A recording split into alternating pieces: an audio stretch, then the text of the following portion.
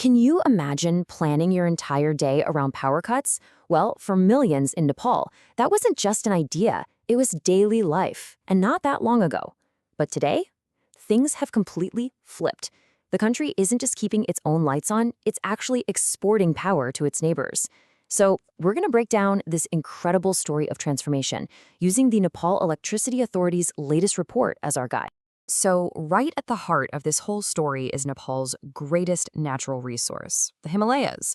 I mean, these mountains, they're the source of these massive river systems, and they're now being harnessed to power not just a nation, but maybe, just maybe, an entire region. This picture here, it just perfectly captures that ambition. You've got modern engineering right up against raw natural power. This quote from the Minister of Energy, it really says it all, doesn't it? Look, this isn't just some minor improvement. We're talking about a complete 180-degree turn from scarcity to surplus. Which brings up the big question, right? How on earth did they pull it off? All right, so here's how we're going to break this journey down. First, we'll get a real sense of just how big this turnaround is. Then, we'll dive into where all this new energy is coming from. You guessed it, Himalayan hydropower. After that, we'll talk about the massive challenge of building a national grid, see how Nepal is stepping onto the regional stage, and finally, we'll look ahead to their truly gigantic ambitions for the future. Okay, so let's get into it. First up, the turnaround. And to really get why what's happening now is so amazing, you first have to understand what things were like just a few years ago. For years, this phrase, load shedding, was just a part of daily life. And we're not talking about a flicker here and there. We're talking scheduled blackouts, sometimes for up to 18 hours a day. Think about that. So to go from that reality to becoming a net energy exporter, well, it's honestly one of the most dramatic turnarounds you'll see in the global energy sector. Period. And hey, the proof is in the numbers. Check this out. In the last fiscal year, Nepal exported a net 699 gigawatt hours of electricity, and that's after powering its own country.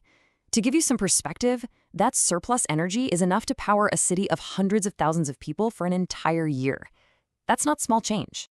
And that surplus, it cashes out into real economic benefits.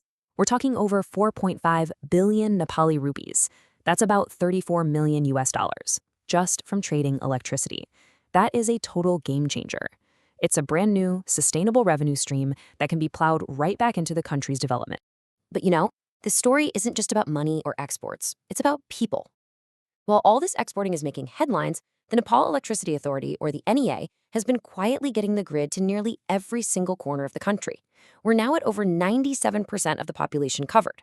That means new opportunities for education, for business, and just a better quality of life for millions. So, the big question is, where is all this new power coming from? Well, the answer is literally flowing right out of the Himalayas. Now, what's really interesting here is when you look at who's actually generating the power.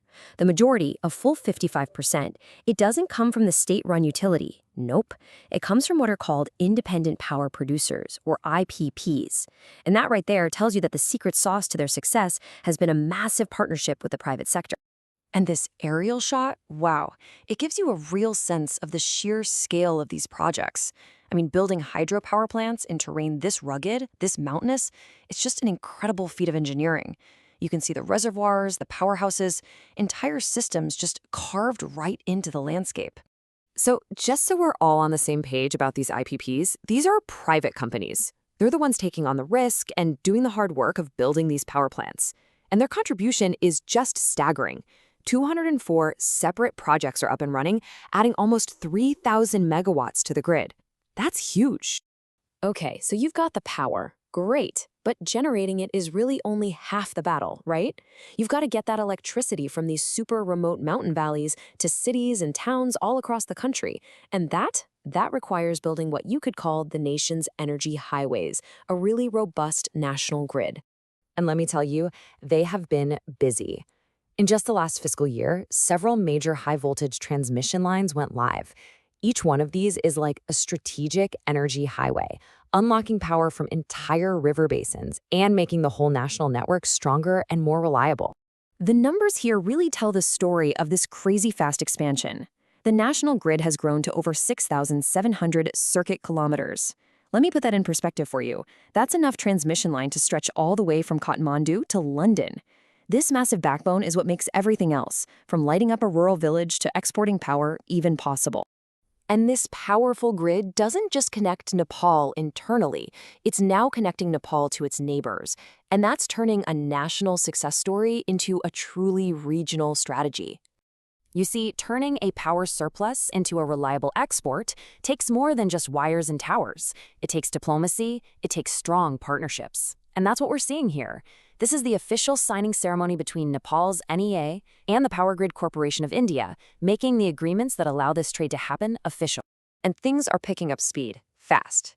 Just last year, they started exporting power to Bangladesh for the first time ever. That was a huge tripartite deal that also involved India. They've also shaken hands on building 2 new, massive cross-border lines with India, which, by the way, has committed to buying 10,000 megawatts from Nepal in the long run. That is a massive vote of confidence. So where's all this heading? What does this all lead to? Well, this last part looks at a future that is, frankly, incredibly ambitious. Just look at that number, 28,500 megawatts. To give you some context, their current installed capacity is around 3,600 megawatts, so they are planning an almost 8-fold increase in just over a decade. The scale of this vision is it's breathtaking. But of course, a vision this big comes with equally big challenges. I mean, securing the kind of investment they'll need is going to be a monumental task. They also have to figure out how to manage a huge surplus of power during the wet monsoon season so it doesn't go to waste.